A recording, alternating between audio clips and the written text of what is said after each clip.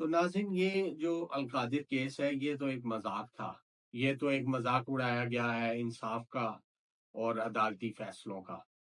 اس سے انسان کا یقین ہی ختم ہو جاتا ہے انصاف پہ، عدالتوں پہ۔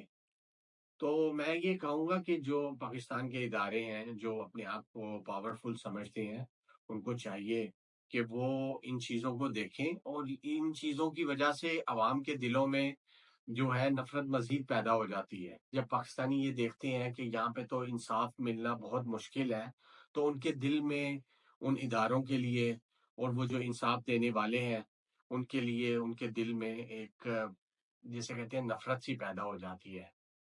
تو میری اللہ سے دعا ہے کہ اللہ تعالیٰ ہم سب کے لیے ہدایت کے فیصلے کریں، ہمارے ملک کے لیے ہدایت کے فیصلے کریں، اور ہمارے ملک کو اپنی حفاظت میں رکھے، اور عمران خان کو جلد از جلد رہا کروائے۔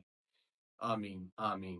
میں Hamid Muzaffar, S T V 7 Urdu سے مزید ایسی تازہ ترین خبروں اور اپڈیٹس کے لیے ہمارے چینل کے ساتھ جڑے رہیں۔